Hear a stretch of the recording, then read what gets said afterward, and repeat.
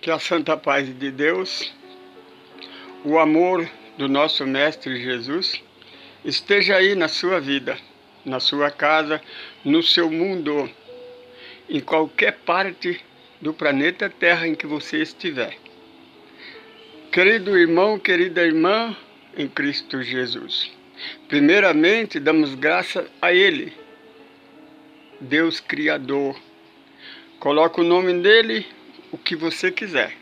Mas Ele é um Deus único, Deus de amor, que nada existe fora deste amor. Nós damos graça porque estamos gravando hoje mais uma semente de luz. Hoje nós vamos falar sobre a profecia de Jesus de Nazaré, que nos últimos tempos surgiria, ia aparecer os falsos profetas, os anticristos. Para estudarmos sobre isto, nós vamos ler o Evangelho de Jesus segundo a doutrina dos Espíritos, capítulo 1, as 3 revelações. Moisés, que representa a igreja, a religião. Jesus de Nazaré, o Messias, o primeiro Consolador. A 3ª revelação, que é o segundo Consolador prometido por Jesus. Moisés representa a religião. A igreja que não aceitou os 10 mandamentos. Deus enviou os 10 mandamentos, o estatuto celestial. Mas eles criaram uma nova lei, um novo estatuto. A religião, a igreja. De Gênesis a Apocalipse, em toda a história da humanidade. Em nenhuma época da história, um dia apenas, pelo menos um dia, a igreja, a religião, nunca conseguiu unir o planeta Terra, unificar o mundo. Nunca conseguiu, pelo menos um dia, a paz para a humanidade. E não pode conseguir, porque as suas doutrinas são dogmáticas, são preconceituosas. A igreja, ela separa em vez de unir. O Evangelho de Jesus é a única mensagem de amor. É o único que pode unir a humanidade. Porque Deus é amor. Nada existe fora deste amor. Nós vamos analisar lá no Velho Testamento, capítulo 9 de Eclesiastes. É um capítulo, que os capítulos de Eclesiastes, cada um tem uma filosofia.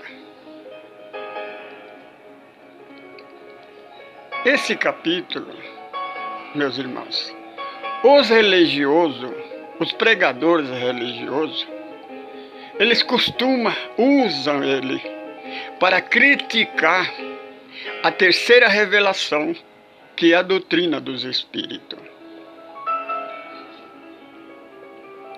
Então, você encontra no YouTube muitas pregações com esse verso, com esse capítulo, né, criticando a doutrina dos Espíritos. Uma me chamou a atenção de um pregoeiro, que ele começa assim, capítulo 9 de Eclesiastes, assim diz a palavra de Deus. Aí está o primeiro erro. Salomão era rei de Israel, foi o que escreveu essa crônica do capítulo 9. Salomão não era Deus, era rei de Israel.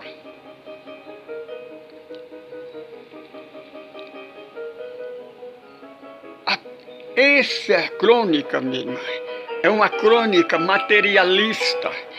Os seus ensinamentos é ateísta. Porque Salomão escreve para as pessoas, os seres, aproveitar a vida. Porque a vida da carne, a vida do corpo, é a única que tem. Porque ele diz, aproveita a vida no vinho, aproveita a vida com as amantes, as mulheres, aproveita a existência da carne a máxima possível, que passou disso daí, tudo acaba. Porque além da morte, além do túmulo, não existe nada. Os mortos não recordam de nada. Não tem esperança. Tudo acaba no túmulo. A igreja bate na tecla. O chamado evangélico protestante, por exemplo, eles testificam que todos vão morrer e adormecer, esperar Jesus voltar. O dia que o mundo for acabar, Jesus vai vir antes, arrebatar a igreja, né, que é o povo deles, em que no lugar nenhum Jesus profetiza o fim do mundo. Jesus fala do novo tempo, da nova era. Eis que faço nova todas as coisas. É a regeneração. Este pregador, ele começa a malhar a doutrina dos Espíritos. Está vendo, meus irmãos? Ele está pregando numa congregação. Como este capítulo é uma testemunha contundente que a doutrina dos Espíritos é uma doutrina do diabo, uma doutrina do demônio. Me chama a atenção uma coisa, meus irmãos, presta atenção, por isso que Kardec nos ensina que nós temos que raciocinar, porque a religião é uma fé cega. Nós temos que raciocinar, ter uma fé raciocinante. Ele pega de 30 a 40 minutos, ele se predomina evangélico protestante, evangélico cristão. Mas nesse termo de pregação, ele fala o tempo todo de Satanás, de uma figura que a igreja criou. É uma mitologia que a igreja criou para colocar medo nos seus seguidores, para que seus seguidores seguem ela por medo, não por amor. Porque a religião, a igreja, as pessoas, os seus seguidores servem a Deus por medo. Ameaçado com terrorismo. Não é amor e nem consolação. E ele continua pregando, malhando a doutrina dos Espíritos. Prova tudo isso que ele não é mau mesmo. Não é que ele é mau. Ele não tem conhecimento. Aí ele conta um testemunho interessante, ele fala, uma coisa me chamou a atenção, que onde ele trabalha, ele conheceu uma senhora que o seu marido faleceu. Ela entrou numa depressão tão profunda que a firma deu férias para ela restabelecer, fazer tratamento da depressão. Ele então presenteou para ela uma Bíblia. Alguns dias depois ela voltou, cabeça erguida, como que nada tivesse acontecido, triste por causa da falta do marido, mas tinha renovado a vida. Tinha uma nova fisionomia, né? Ele então teve a curiosidade. Por quê? Com certeza ele faz essa pergunta para ela, porque ele queria ouvir dela. Ah, meu irmão, foi a Bíblia que você me deu, o conhecimento que eu conheci da Bíblia, que me transformou a minha vida. Mas o tiro saiu pela culatra. Que quando ela foi explicar o porquê, o motivo dessa alegria, dessa nova vida, ela disse, eu conheci um amigo, um colega, que me levou para um grupo espírita. E lá, o médium recebeu a comunicação do meu marido, do meu esposo. Eu conversei com ele e ele testificou, me provou que ele não morreu, que ele está mais vivo do que nunca, de que a vida continua além da morte. E que a morte não existe. É isso que nós vamos provar para você, minha irmã. Porque a Bíblia é a fonte do preconceito. A Bíblia é a fonte das religiões que divide como células cancerígenas as religiões. E o Mestre Jesus profetiza o tempo todo: reino dividido não subsistirá. Nas últimas profecias do Apocalipse, João Evangelista escreve que ele contemplou as igrejas com as portas fechadas. Todas as religiões estavam com a porta fechada. E João pergunta ao anjo: por quê? E ele responde: as igrejas, as religiões que não se adentraram o Evangelho de Jesus fecharão as portas. Porque eis que renovo, faço nova todas as coisas. A doutrina dos espíritos, a comunicação, é a escada de Jacó. É a profecia de Joel se cumprindo na nova era, nos últimos tempos. Porque a doutrina dos espíritos é uma doutrina consoladora. É uma doutrina de liberdade, de respeito ao livre-arbítrio. É uma doutrina de ensinamento, sem domínio. Se você ler capítulo 20 de Deuteronômio, tem um capítulo em que Moisés ameaça com pena de morte quem invocar os espíritos. No livro de Reis, Saul, que perseguia e matava os médios, que chamava de pitonisa, né? Ele procura uma pitonisa, uma mulher médio. Por que Saul, por que Moisés ameaçava de morte? Eles pregam, os pregadores, tá vendo? Naquele tempo, já Deus perseguia, já não adotava o espiritismo. Raciocina, meu irmão, o espiritismo nasceu em 1857, foi editado o Livro dos Espíritos.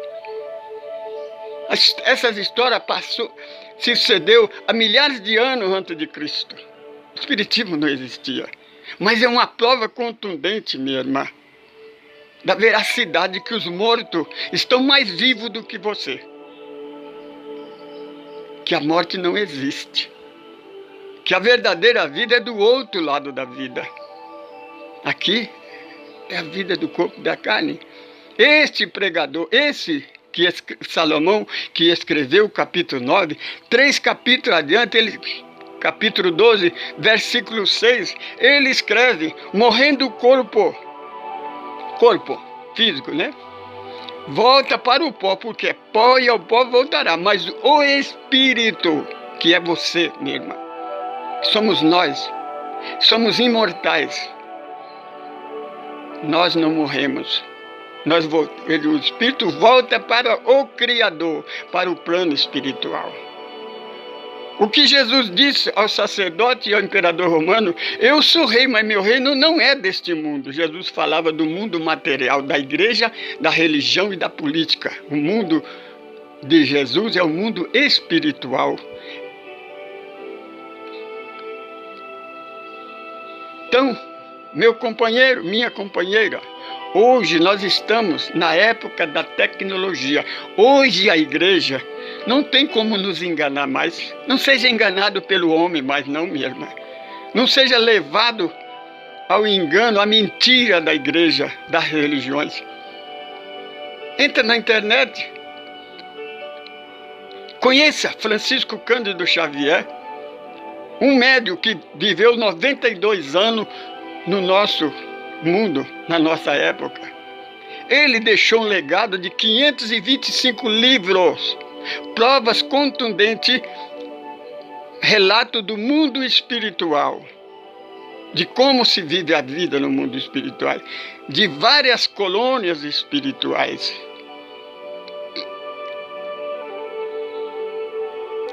Francisco Cândido Xavier psicografou mais de 10.000 cartas. Mãe para o filho, de filho para a mãe, de esposo para a esposa. Dizendo, olha, eu não morri. A morte não existe. Eu estou aqui, mais vivo do que nunca. Morreu foi o meu corpo, mas eu continuo vivo.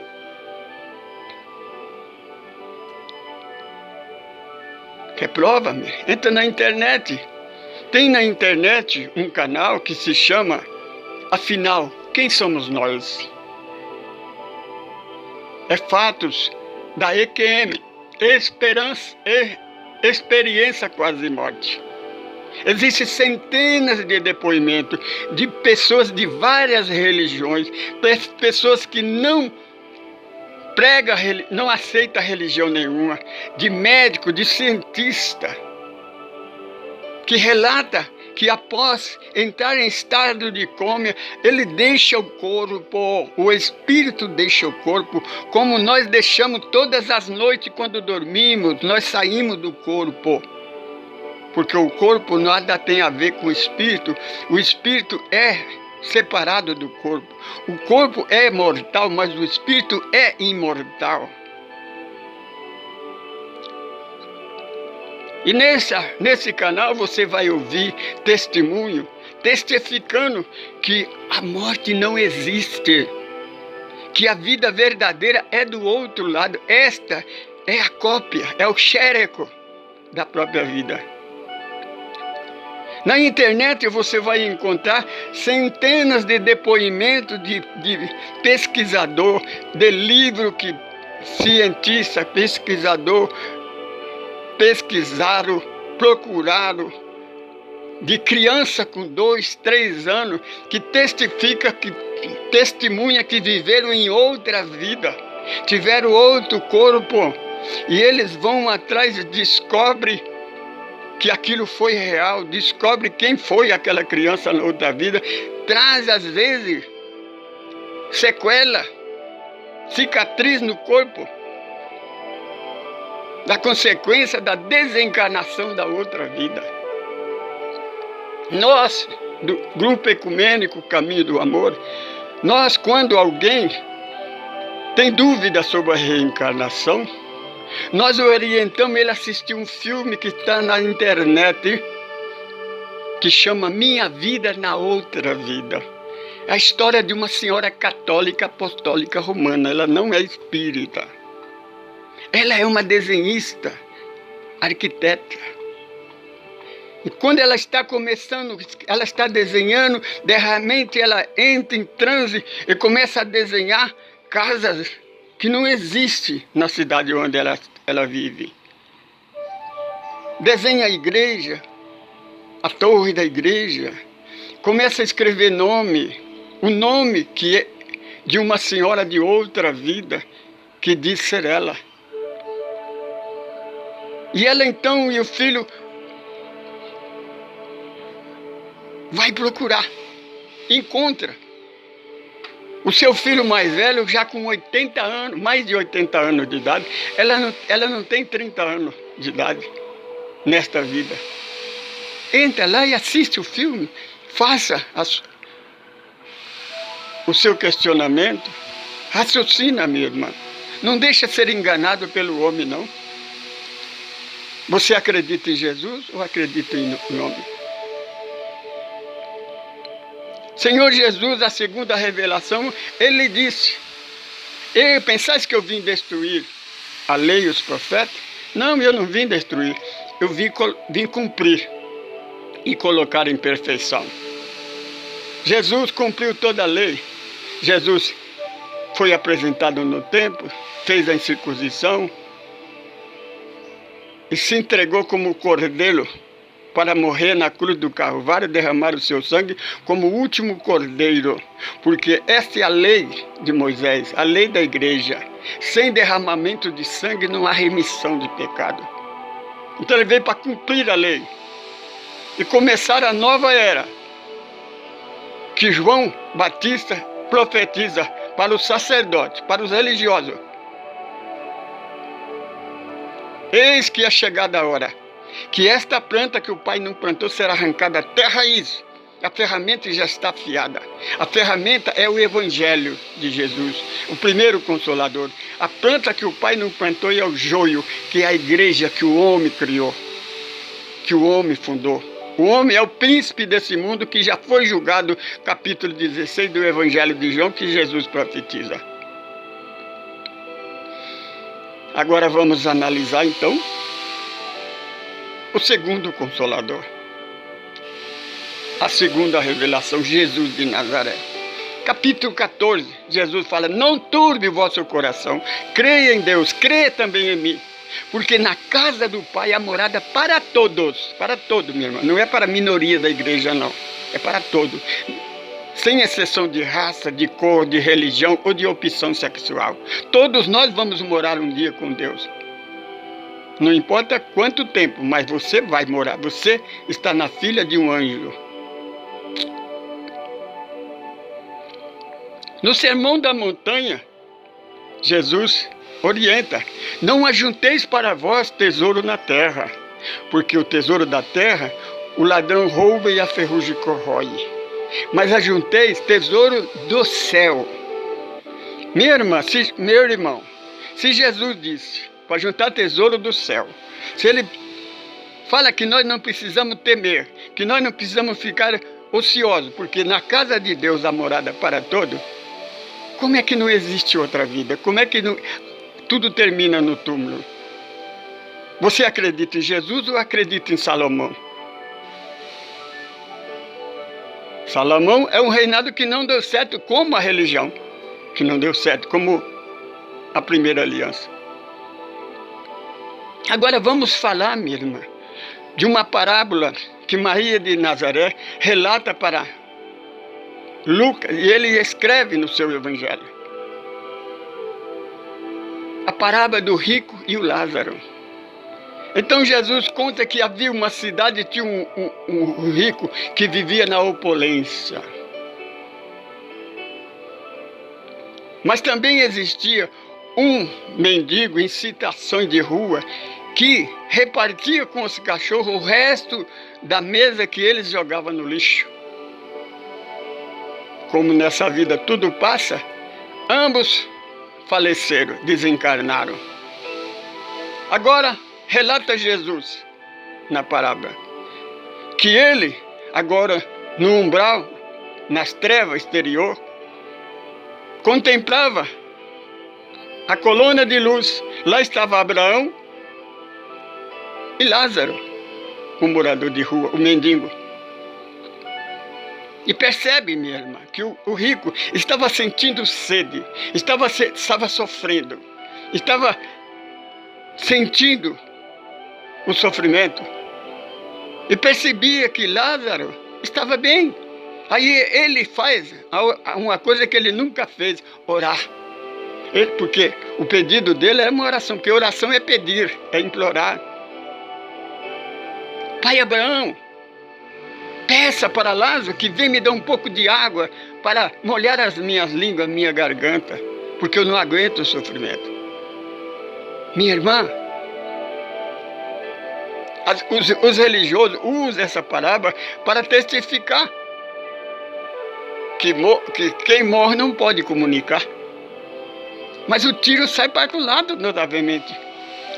Aí, no capítulo 9, a igreja, os pregadores nos diz que depois da morte nada existe. O morto está no esquecimento. Depois do túmulo não existe mais nada. Tudo vai ao esquecimento. Você acredita em Jesus ou acredita em Salomão? Jesus disse que os mortos estão mais vivos do que nunca. Porque ele estava sentindo sede, ele estava sentindo o sofrimento. Ele estava vendo que Lázaro estava no bem bom. Por isso a necessidade de aceitar o Evangelho de Jesus, aceitar Jesus realmente, porque este pregador, que se diz cristão evangélico, ele fala durante 30, 40 minutos, todo o tempo o nome de Satanás, e não disse uma vez o nome de Jesus. Essas igrejas que pregam que nós devemos aceitar Jesus como Salvador, mas eles não aceitaram Jesus, porque eles pregam o Velho Testamento, eles vivem o Velho Testamento, estão em cima do muro, porque eles não acreditam que Jesus é o Messias de Deus. Porque nós, da doutrina da terceira revelação, o modelo da doutrina espírita é Jesus de Nazaré. Quando Kardec pergunta ao Espírito da Verdade quem é o modelo dessa doutrina, disse Jesus de Nazaré. Nós, espírita, não temos cerimônia. Nós cremos que Jesus é o único e suficiente para nos salvar. Nós não precisamos do batismo, nem da Santa Ceia, nem de paganismo, nem de cerimônia nenhuma. Nós não precisamos de um pastor homem, porque nós temos um pastor que é o Senhor Jesus. Paulo, ele pregava nas suas pregações: desperta você que dorme do sono da indolência dentre os mortos. Cristo te esclarecerá o que tem que fazer. Porque Jesus é aquele que trouxe a lei, que nos libertou do pecado e da morte, meu irmão. Paulo falava isso para os religiosos. O que Jesus disse a Nicodemo, o religioso: quem não nascer de novo, se o religioso não nascer de novo, meu irmão, aceitar Jesus realmente, você não entrará no reino do céu enquanto você não nascer de novo. Eu sou Francisco Pedro, sou evangelista, sou um dos administradores deste grupo. Convido a você para estar conosco, para conhecer nossas obras, que temos 75 vídeos no YouTube. Renascer para uma vida melhor, a semente de luz. As nossas músicas tem, em cada vídeo temos o nosso contato. Entre em contato conosco. Nós queremos conhecer você. Faça parte do nosso grupo. Porque nós somos o grupo, mas o caminho do amor é Jesus. Nós não somos uma nova religião. Nós não somos um novo grupo, não. Nós prosseguimos a obra da Casa do Caminho. A única igreja que Pedro fundou, no ano 34, depois da volta de Jesus para o plano espiritual. Porque Jesus não foi embora, não, ele voltou para o plano espiritual. E essa igreja foi fundada na casa de Pedro, na Galileia. Saudações em Cristo Jesus, nosso Mestre e Senhor.